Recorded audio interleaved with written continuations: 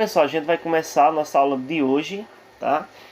A gente vai falar sobre o Espaço Agropecuário Paulista, na página 242, tá? Vocês acompanhem aí.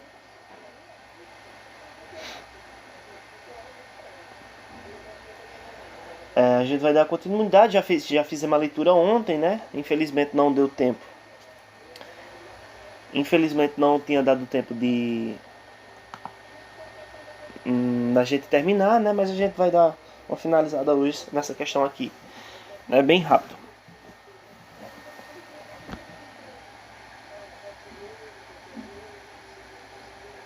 Tá, então a gente viu sobre a questão do Centro-Sul, onde ele é o coração da agricultura brasileira, né?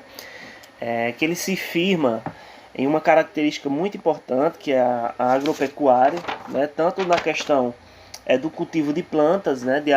Que vai trazer alimento e muitos benefícios, como a criação também de alguns animais, né? Como boi, né? Por causa da sua carne vermelha e tudo mais, e serve de alimento para o ser humano. Então a agropecuária paulista ela é muito importante porque ela é a mais desenvolvida e produtiva do país, né?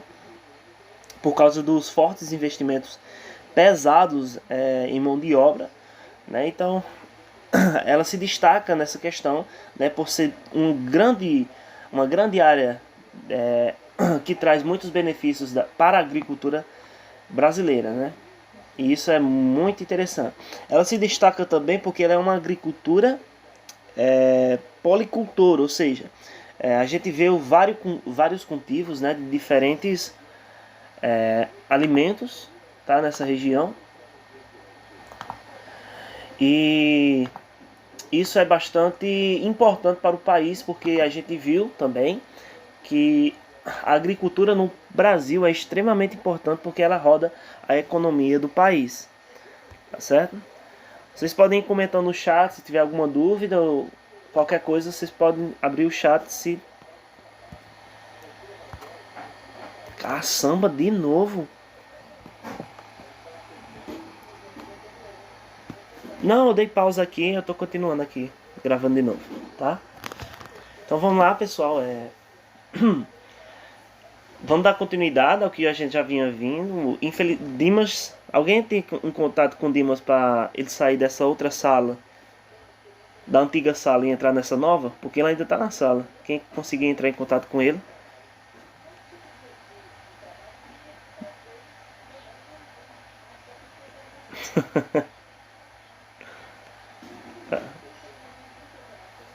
Eita, meu Deus.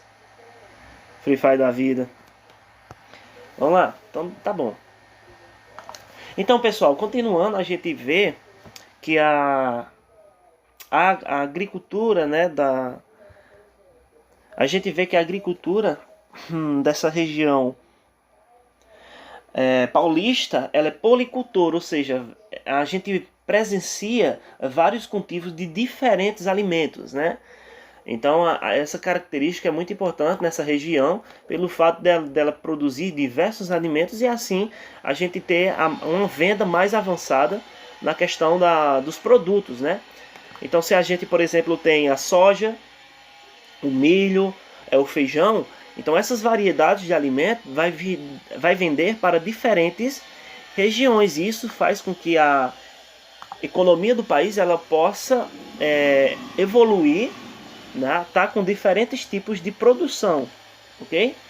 Então isso é muito importante para essa região, tá? Isso é uma característica extremamente importante, na verdade.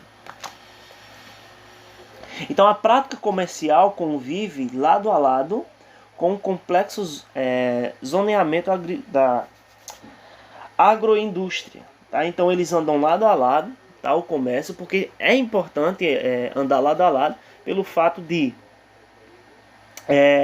estarem entrando em um acordo na questão das vendas dos seus produtos, tá certo?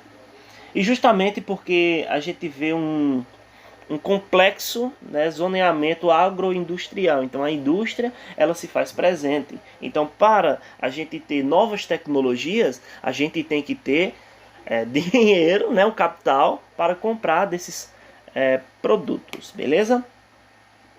Então em algumas cidades como Campinas Rio Claro, Ribeirão Preto, Jaboticaba,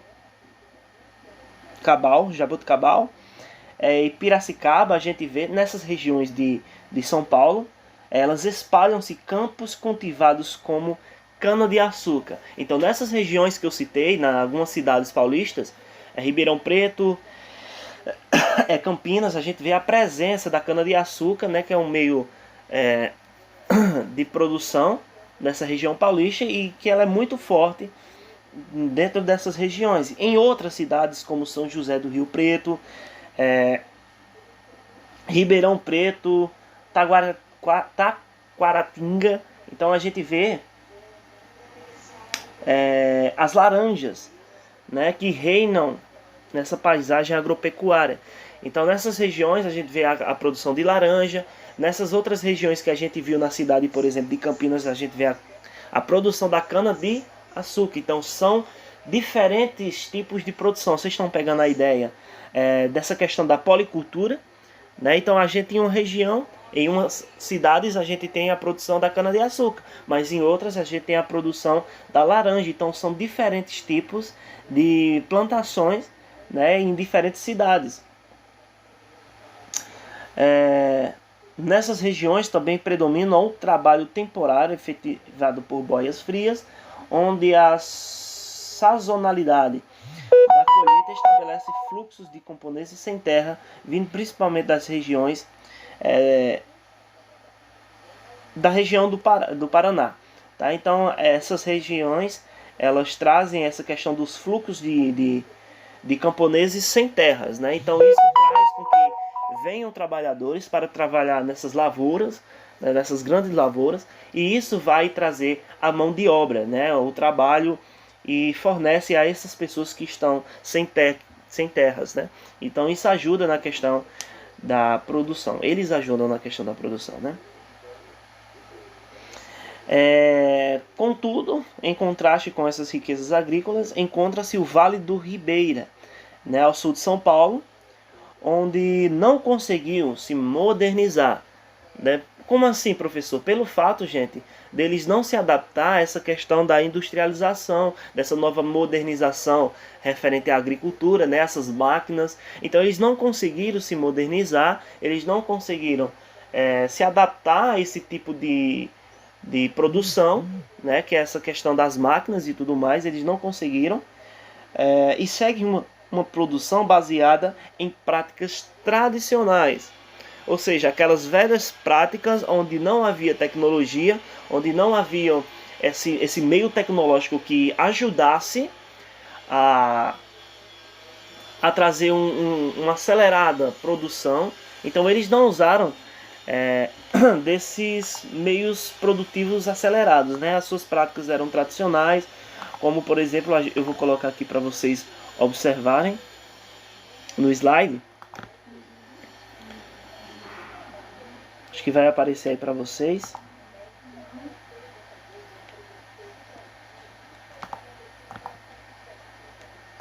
Deixa eu só. Meu Jesus. Ok. Acho que vai aparecer aí para vocês. Uma das práticas tradicionais, né, onde, por exemplo, a gente viu o arado, né? Vocês lembram do arado? Que eu tinha mostrado para vocês, que é aquele trator onde tem uns objetos atrás que faz o abrimento do solo para receber aquele plantio, né? A gente viu que o trator, né, que faz esse serviço, onde a gente presencia ali as máquinas, né, para a preparação do solo. Muito bem, Gabriel, isso mesmo. Então eles preparam só para receber o plantio, mas aqui a gente vê no slide uma prática tradicional, né, onde é utilizado bois para arrastar, né, o arado. Eu mostrei até para vocês como era feito, uma imagem lá como era feita a questão do arado, e essa imagem aqui já mostra a prática, né? Eles um homem aqui em uma certa região do Brasil fazendo essa prática tradicional, tá? Isso é característica, gente, do Vale do Ribeira em São Paulo, tá? Nesse vale eles não querem modernizar-se, eles não acham necessário essa modernização. Eles acreditam que essas práticas tradicionais trazem uma alimentação mais saudável do que essas industriais, né, que passa por vários e vários processos, e eles não deixam também de estar certo. Né? Eles não deixam de estar certo porque realmente esses alimentos eles passam por várias e várias transformações até chegar naquilo que a gente tem hoje em nossas casas. Mas aqui eles adequam a práticas tradicionais porque eles acreditam ser eficiente, né? Mais eficiente. Então é isso, ok? Até aí tudo bem? Todo mundo conseguindo entender? Ok? Então vamos lá. Até aqui a gente falou sobre essa questão das práticas tradicionais, né? A gente viu que o espaço paulista ele tem uma grande variedade de produção, né? É gigantesca. Algumas tradicionais, outras não, mas se caracteriza mais por seu desenvolvimento agrícola, né? Da agricultura. E agora a gente vai ver o espaço agropecuário do Centro-Oeste, beleza? Queria que alguém lesse aí para mim.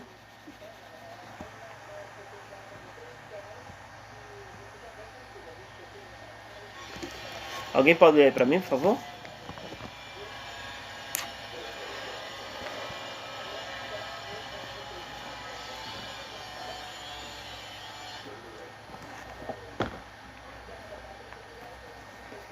Não precisa ter vergonha não, gente. A voz de vocês não vai sair no YouTube, não.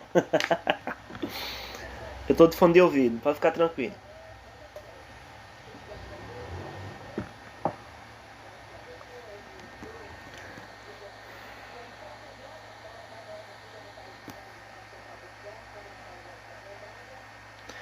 Vitor não tá aqui, então lê aí, Gabriel.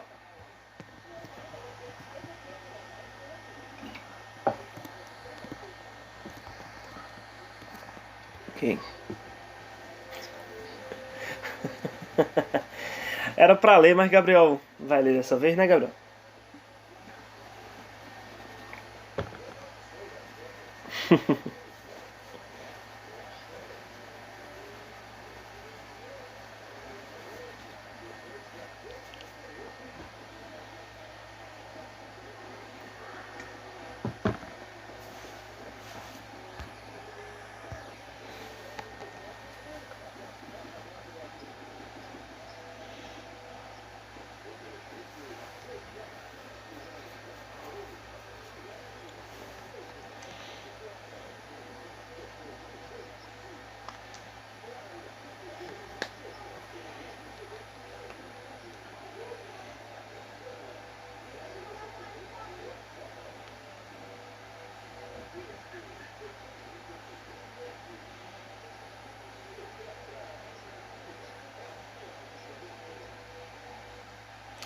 Perfeito, obrigado, Gabriel. Então, pessoal, a gente vê aqui no espaço Centro-Oeste, né, onde é uma região até a década de 1960, onde esteve esquecida pela agropecuária brasileira, tá? Então, ela era bem esquecida e não faz tanto tempo assim, né? Não faz tanto tempo, não é tão velha assim. A gente tá falando aí da década de 70, de 60, desculpem, ali na ditadura militar no Brasil, né? Então a gente tem aí esse período onde eles não davam tanta bola, tanta importância assim a esse espaço agropecuário nessa região, né, Centro-Oeste. Talvez, né, porque eles se preocupavam mais em certas produções de outros alimentos ali, como a gente tem ali a questão do café, do leite, que era uma das produções muito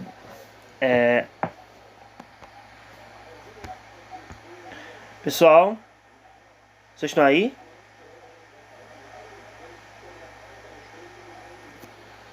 Meu microfone aqui desligou do nada. Eita Jesus, esse aplicativo.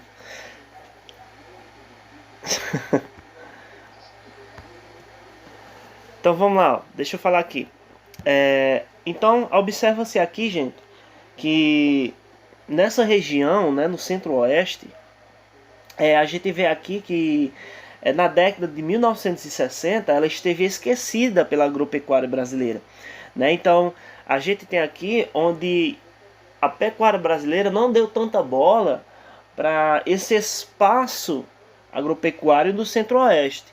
Né? Ela basicamente era esquecida, eles não davam tanta bola e crédito aos meios de produção que essa região poderia fornecer. Visto que a gente está falando aqui de 1960, apesar de não fazer tanto tempo assim, a gente vê que outros meios de produção eram mais eficientes, como a gente vê o café, né? O café brasileiro era muito cobiçado, a gente vê o leite também, enfim, algumas outras produções aí na questão da pecuária era mais importante do que essa questão do espaço agropecuário do Centro-Oeste. Tá? Então eles não davam tanta bola assim. Mas a gente vê que em meados dos anos de 1970, com o avanço da sojicultura, ela começou a ganhar um espaço, né? Começou a ser conquistada. Eles começaram a olhar com alguns olhares diferentes. Eles viram que a sojicultura, né, a produção da soja, ela poderia trazer alguns benefícios para o Brasil economicamente, e eles começaram a olhar com um olhar totalmente diferente, né, nesse período de 10 anos. Eles começaram a olhar e viram que esse meio de produção ele poderia ser positivo para o país. A gente vê aqui que a utilização de novas tecnologias aliadas ao baixo custo de terra e a facilidade de acesso às linhas de crédito, ocorreu uma verdadeira avalanche de empresários rurais de diversas partes do país, principalmente do Centro-Sul, em direção a esta região. Eles olharam, a partir dessas utilização de tecnologias, desse baixo custo de terra, eles olharam e viram que aquela região ela poderia ser de um bom proveito na área agropecuária brasileira. Eles viram que aquela região tinha um solo que poderia dar muitos frutos para o país. Tá? Muitos frutos, gente, eu estou falando aqui de dinheiro. Então isso poderia ser muito positivo para o Brasil, e a partir disso a gente vê uma avalanche de empresários querendo comprar essas terras, querendo utilizar essas terras para um plantio, e a gente vê que isso não é somente das pessoas dessa região, mas de outras regiões, como por exemplo do Sul, né, que a gente vê o Centro-Sul como o coração, né, da agropecuária, e eles viram uma riqueza tremenda aqui nessas terras. Pode beber água, à vontade. Tá? Gabriel fez uma pergunta aqui, perguntando, então eles acreditam que as colheitas e práticas feitas manualmente torna-se os produtos mais saudáveis. Sim, eles acreditam, isso é a questão do Centro-Sul, né? Eles acreditavam sim que essa produção ela é mais saudável, né? Porque ela é mais natural, diferente das que é pelas máquinas, que ela passam por processos, né, por diversos processos. E querendo ou não, isso é um pouco de verdade, né, porque alguns alimentos industriais eles passam por diversas transformações, né, como por exemplo a salsicha. A salsicha, gente, é resto de animais, né, restos de aves, quer dizer, ele é resto de ave, é triturado, né, a partir disso é colocado um corante, ou seja, o que a gente come na salsicha. Isso foi na outra página, Gabriel, mas eu vi a pergunta agora, tá? Desculpa, só responder agora. Mas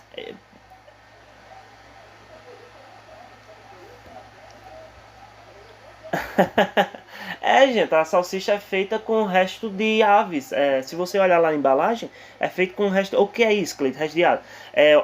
As carcaças do frango quando ele fica, né? Alguns órgãos internos do frango.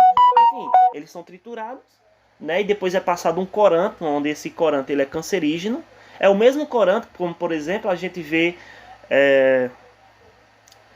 naquele sorvete, né? Sorvete, que ele muda a cor, né? E tal.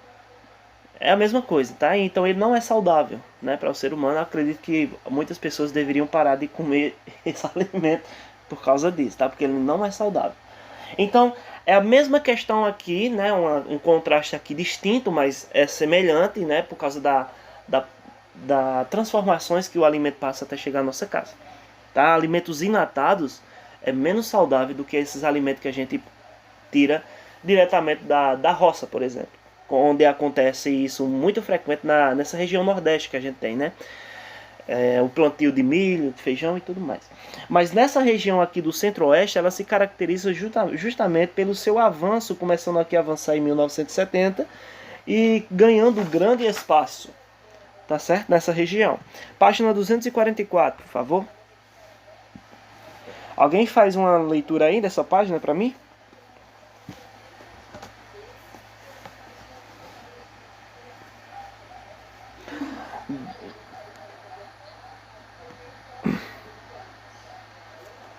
Tá à vontade, né?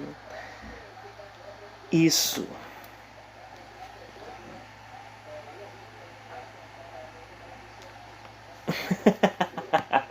Desculpa, gente. Eu não queria fazer vocês odiar nem a salsicha nem a mortandela, que é feito da mesma forma, tá?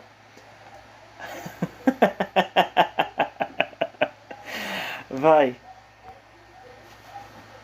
Uhum.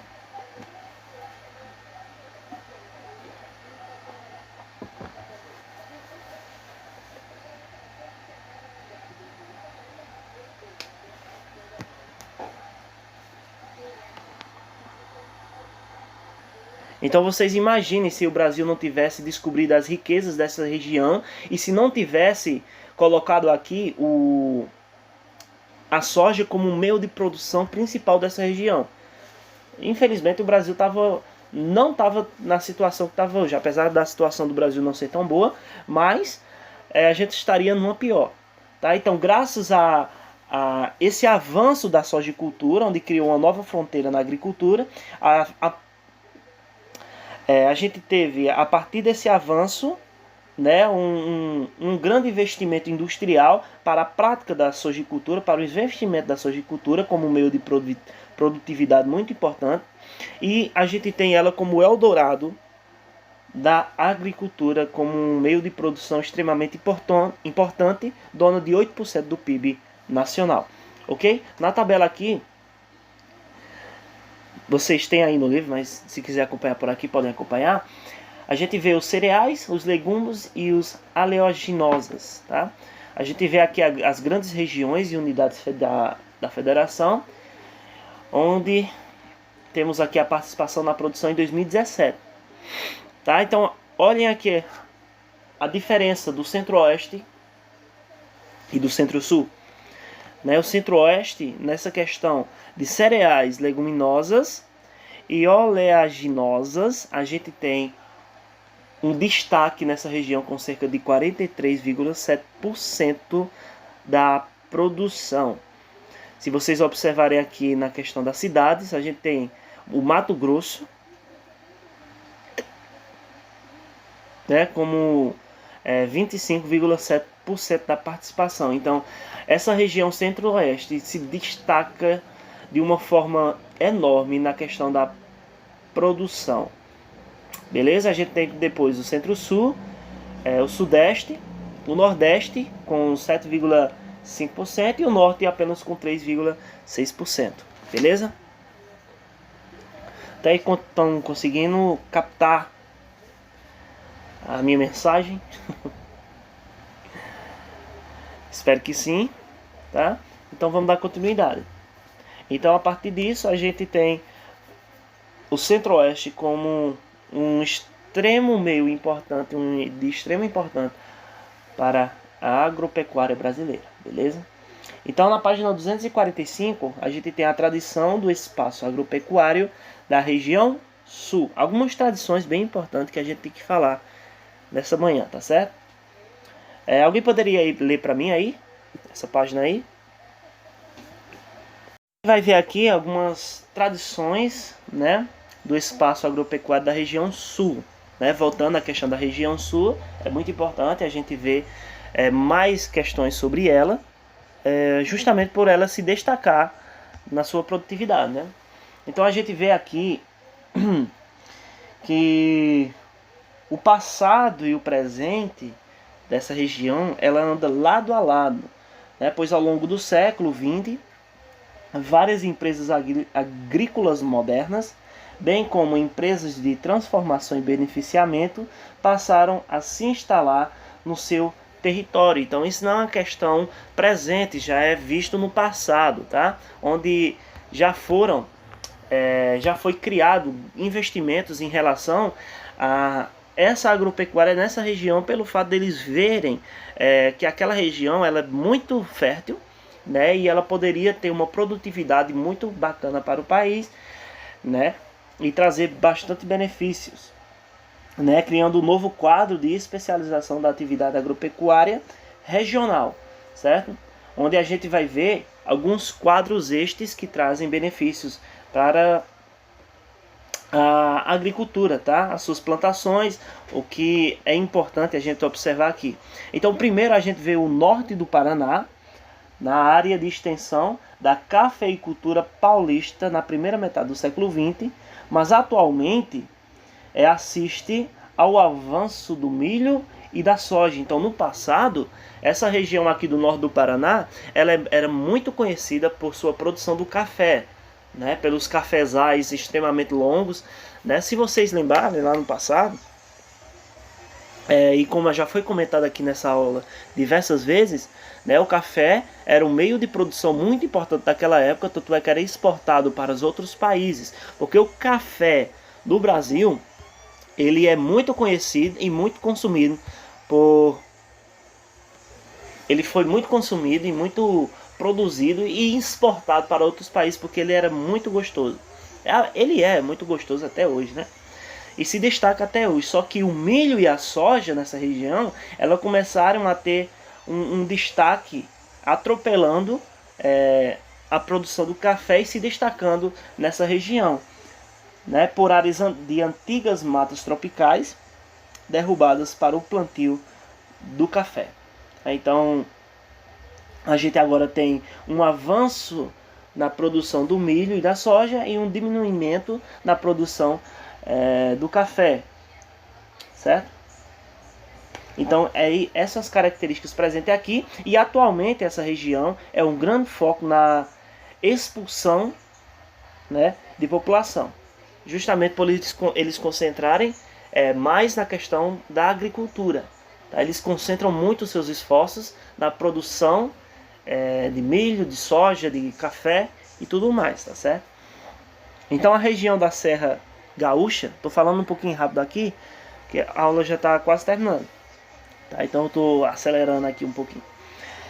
Então a região da Serra Gaúcha, desde o início do século XX, desenvolve-se uma cultura da uva, né? Então as videiras, elas são muito importantes para a produção da uva, e a uva ela se destaca, né? Se destacou aqui no século XX, né? Por sua produtividade e por trazer muitos benefícios agrícolas, tá? Para essa região. E ela está ligada diretamente à indústria da vinícola, né? Essa questão do plantio da uva é concentrada em algumas regiões nas cidades de Caxias do Sul, Bento Gonçalves e de Garibaldi, tá? Então nessas regiões aqui do sul do país a gente encontra essas produções de uva, né? Então essa região é importante sim para o centro-sul, beleza? A gente também tem a região das coxilhas, certo? Onde a gente vê aqui a verdadeira associação entre a agropecuária e a indústria, né, do sul, onde tem campos plantados com soja e milho, né, no Paraná e no Rio Grande do Sul. Então a gente tem aqui nessa região sul do país a produção aqui da soja e do milho que alimentam as indústrias de óleo e de farelo para a ração. Se vocês, não sei, acredito que vocês já viram, eu não sei se a mãe de vocês compra ou se vocês já perceberam, que tem aquele chamado óleo de soja, né? Tem aquele chamado óleo de soja que ele serve para cozinhar os nossos alimentos ali, né? Fritar um ovinho para quem frita com óleo, fritar uma carninha e tudo mais. Então ele serve para fazer isso, e esse óleo é produzido justamente pela soja, Tá? Então isso alimenta as indústrias de óleo para fabricar mais e mais dos seus produtos para a venda, né? Então isso, né, a soja, por isso que a soja é bem importante para a fabricação dos óleos, né? E do farelo para a ração, tá? E do farelo para a ração. A gente também tem, né, no Rio Grande do Sul e no Paraná, onde eles despejam sua produção nas indústrias de fabricação de bolos e de pães, né, por causa do seu farelo, né, isso aí traz para que a gente possa ter a fabricação desses bolos e pães, né, onde é uma coisa muito presente, né, no país. Por exemplo, para fazer aquela farinha que serve para a produção de pães, ela passa por um processo na indústria, nas fábricas, né, nas indústrias de fábricas, e assim elas trazem digamos assim, elas trazem os farelos, né, que elas servem para a produção dos pães, beleza? E as culturas do fumo também no Rio Grande do Sul, elas alimentam a produção de cigarros, beleza? De empresas como a Souza Cruz, né, que é uma das empresas responsáveis pela produção de cigarros. Então vejam que essa produção que é realizada nessa região aqui da Coxilhas, ela traz algumas questões que servem para a produção de alimento. A soja e o milho, como característica principal dessa região, como produção principal dessa região, ela traz alguns alimentos como óleo, farelo, ela traz também a produção, a fabricação de pães e bolos e também a produção de cigarros. Beleza, gente? Todo mundo conseguiu compreender aí?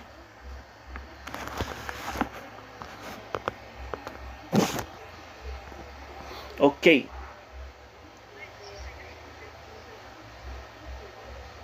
Só está em 5%?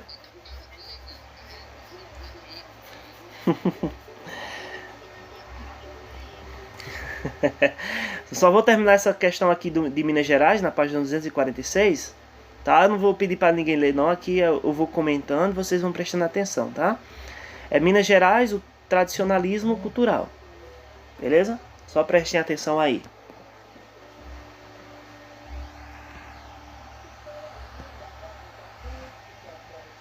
É muita região e fabricação.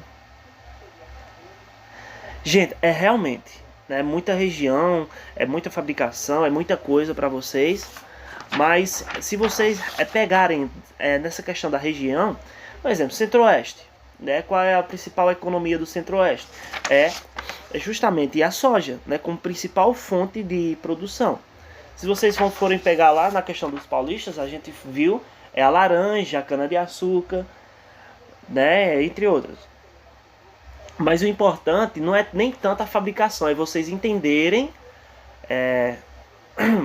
como a economia, como surgiu a economia nessas regiões. Tá certo? Se vocês compreenderem isso, vocês vão conseguir. É muita coisa? Eu não vou negar que é muita coisa para vocês. Tá? Porque realmente é. Tá? Desde do entendimento sobre como surgiu a questão da agropecuária brasileira e tudo mais. Mas eu acredito que vocês vão conseguir entender de acordo com o que vocês forem estudando, tá? Vamos lá, só terminar essa parte aqui de Minas Gerais e o tradicionalismo. Então, o estado de Minas apresenta um predomínio na agricultura tradicional. Então, em Minas Gerais, vocês vão encontrar presente a questão do tradicionalismo produtivo dessa região. Professor, o que significa isso? É a agricultura tradicional, tá? Que é responsável pela maior produção brasileira de café. Tá? Cerca de metade da produção nacional, além da segunda maior safra de feijão do Brasil. Então, duas coisas a gente tem aqui. Tá? A maior produção de café, onde é que encontramos isso? Em Minas Gerais. Tá? Em Minas Gerais, a gente encontra a maior produção de café no país, né? Cerca de metade da produção nacional encontra-se nessa região. Tá? E além disso, a gente tem a segunda maior safra de feijão.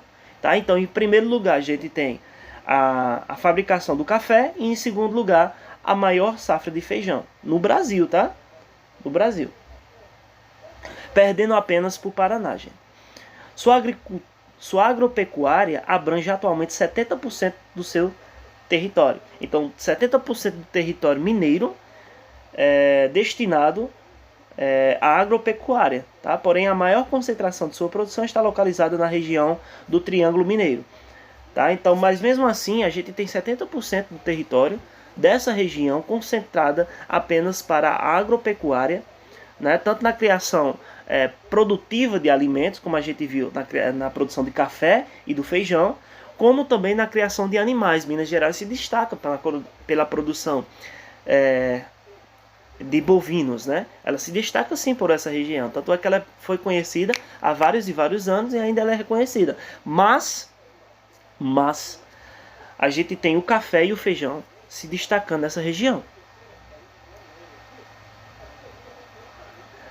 Tá mais produção do que habitantes, realmente, né? Mas a gente, por esse motivo, o Brasil não é um dos grandes produtores agrícolas à toa, né? O Brasil, ele concentra a sua economia em investimentos pesados na agropecuária, né? Não é à toa que o Brasil é um grande investidor nessa produção agrícola, né? Então ele se destaca assim,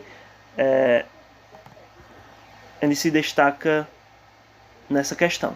Gente, é 11h10, eu vou liberar vocês, tá certo? A gente vai encerrar por hoje. Então,